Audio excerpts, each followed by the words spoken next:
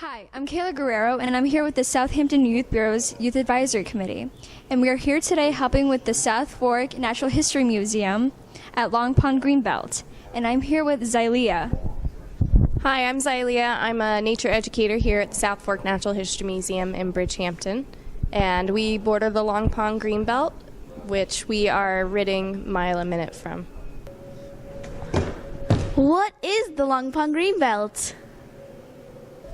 The Long Pong Green Belt is a nature preserve that we border on that consists of 13 coastal plain ponds that are grouped together in this area. It's actually recognized as one of the most ecologically significant areas in New York State, which is very cool. This sounds like fun. Let's just go do it. Oh wait, we need bug spray! So, what weeds grow here? The weed that we're going to be focusing on today is called mile a minute, and it gets its name because it grows extremely fast. There are a lot of other ones too that are here that aren't supposed to be. They're invasive, so essentially what happens is they come from different countries, and then in this area they kind of take over and outcompete all the stuff that's supposed to be here. Mile a minute grows around these plants and actually chokes them out and pretty much takes over all the sunlight, so the plants underneath them can't do photosynthesis and survive easily, which unfortunately then causes a lot of other problems too. Is there any animals here that are close to extinction? One of the reasons that we have this field behind us is because there was the endangered eastern tiger salamander was actually located in our pondways back here. Originally this land was not going to be a museum, it was going to be sold for a lot of new construction and urbanization, and once they found that salamander out here, it was declared part of the Long Pong Green Belt, so an additional part to the preserve. So unfortunately with all these invasives that are here on our property, we do have to recognize that they will be affecting those endangered species as well. What is the weirdest things you've seen on this preservative? One of the most shocking things that I've seen here for me personally is when we lift up the boards and find the big black racer snakes.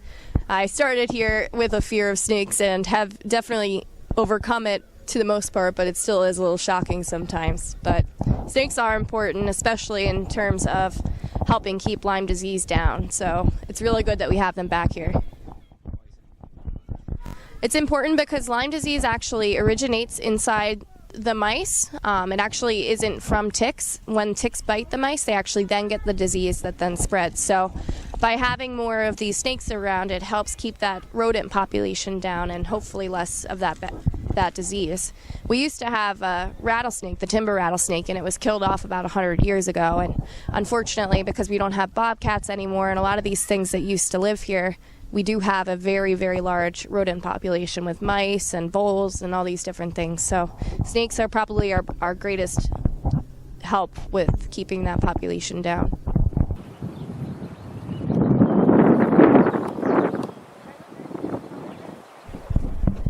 When we go outside in the Greenbelt, we do have to make sure that we take precautions for ticks because unfortunately Long Island is a little contained island, and therefore a lot of the ticks here are kind of stuck here. They can't go anywhere else. So ticks can give you a lot of different diseases when they bite you, including Lyme disease. There's SARI now. There's a lot of different things that they can give, which are then sometimes stuck in you for the rest of your life, and you have that pathogen in you. So it's very important. The permethrin we use here, it actually lasts about 6 washes. You put it on your clothes.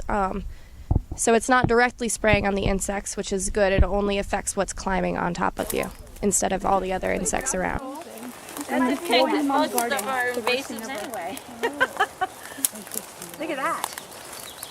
See this one? They're getting longer and longer. Here's one, if you want to try it. And we're also, what everyone's pulling out is called garlic mustard, which is also an invasive. But it's already gone to seed. We're trying to catch the mile a minute before it goes to seed. So it's okay to pull the garlic mustard out too. That's a problem too. Tracy, how about you read and I'll take photos? So we're primarily it's called mile a minute. It's got very triangular leaves. It's a 1-year plant, so it actually will die back, but the problem is when it actually grows its berries and spreads its seeds. So a lot of birds and other animals will eat that and then spread it.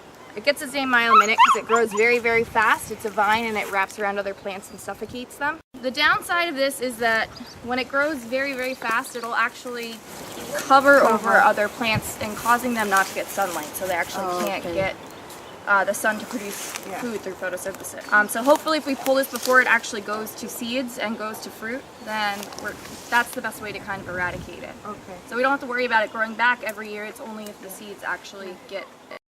Yeah, so by keeping all the other plants around here, we're allowing them to kind of seed and produce those fruits so that they still do have the resources here.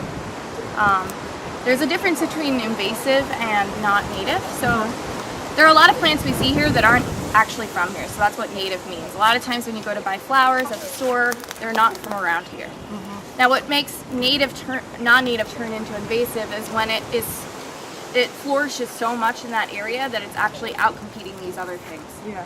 So mile a minute is causing deaths of other plants, where some plants that are not native but still here aren't necessarily doing that. So this one here, actually, the plant itself kind of leaks a toxin around it in the soil that actually kills every other plant, and that's what allows this one to grow a lot. So a lot of times when you think of invasive species, they've got some kind of a attribute or adaptation that allows them not only to just flourish, but to also target other species and minimize the competition there. What did you think of this project? I think it was a great Cool. experience. I liked how the weeds were not hard to pull out. I mean, I'm not the type to really go into like forest places. I sort of am when I'm wearing the right clothing. And I just got used to, the bugs and stuff like that, which is cool. I got over like a fear of mine, like ticks. I've done gardening before, so this was different though. Oh my god. This is the best experience ever now. That made it better. Act natural. End of the video.